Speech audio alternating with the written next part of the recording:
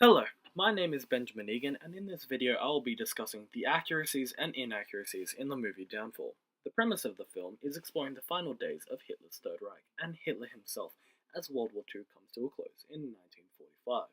This film, produced in 2004, came at a time when a resurgence in Nazi-based works was at an all-time high.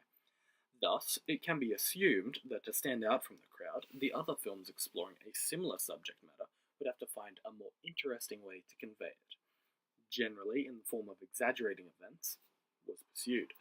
However, through this process, elements of actual history can be lost. The film itself portrays how Hitler begins losing touch with reality. Many scenes in the film show him time and again disregarding the ideas of his generals, despite the encroaching Russian forces. This culminates in the higher ups of the Nazi regime to question whether following the Fuhrer is worth it anymore, whilst the people remain quite supportive of him regardless, being seen honouring him. The film even depicts the marriage of Eva Braun to Hitler the day before his death/suicide in an attempt to try and show how much belief people had in him. According to the companion reading by Mosh Zimmerman, this support of Hitler, though seemingly strange, is actually quite accurate to how the events transpired.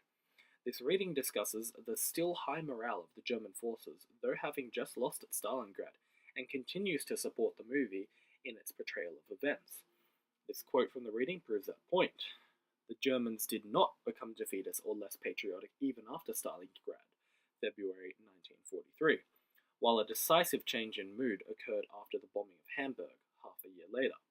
The last sentence adds a historical reason as to why the generals in the movie would be questioning Hitler, other than to add more tension to the film.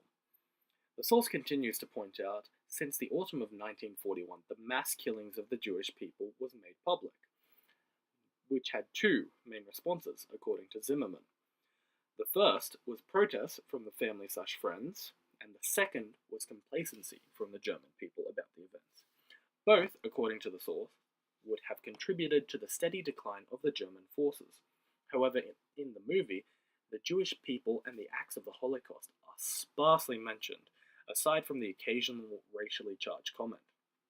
This part of history would have been left out to humanize Hitler, but in doing so, detracts from the factual elements of the movie. The source adds a context to the film beyond that of the Führerbunker and the generals. The obvious lack of discussion about the atrocities committed by the Nazi regime was intentional.